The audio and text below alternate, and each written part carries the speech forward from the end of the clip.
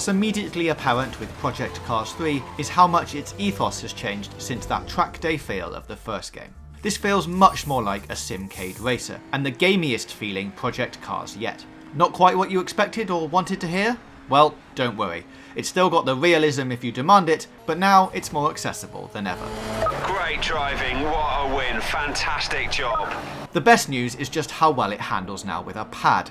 Traditional control has been completely revamped, and the result is a racer that feels like games used to feel some 15 years ago. Intelligent limitation of steering lock according to your speed has been beautifully implemented, which means you're far less likely to twitch yourself into facing the wrong way, while somehow still managing supreme response time when you need it.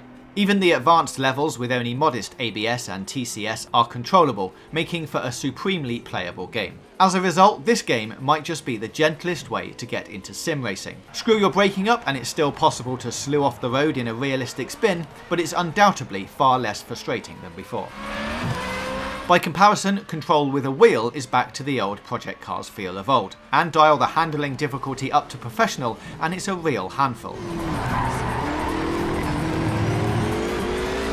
The career mode has been revamped to feel a lot more like a modern racing game too, offering a focused and modern route through the 200 plus cars' respective categories based on the familiar tier structure. You start at the bottom, complete themed events with an eligible car, and then fulfill set criteria in order to unlock the championship at the end of the tier. Cars can now be properly owned too, and there's even a new ability to modify your car as well as customise its appearance. The idea of fulfilling criteria as you raced rather than just collecting enough points to win a series makes for a more interesting and involved gameplay experience, but one that smacks of simcade rather than full hardcore simulation. It's still a realistic racer in most respects, but with added gamey elements, a lot like the excellent Forza Motorsport 7. This extends to the visuals too, with icons floating over the track giving you markers for braking points and corner apexes. In a move reminiscent of the series' Need for Speed Shift routes, every single corner can be mastered, which unlocks further achievements and is also sometimes used as criteria for event progression. And so to crashing. Crash damage is now nowhere near as catastrophic, at least in this preview build, as it was in the first game.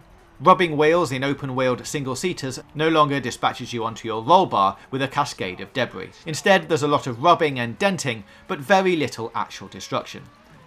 It is still possible to crash heavily like this, and see a reasonable degree of deformation and detached bodywork, but it isn't exactly realistic given the severity of the impact. Hopefully, this will change by release.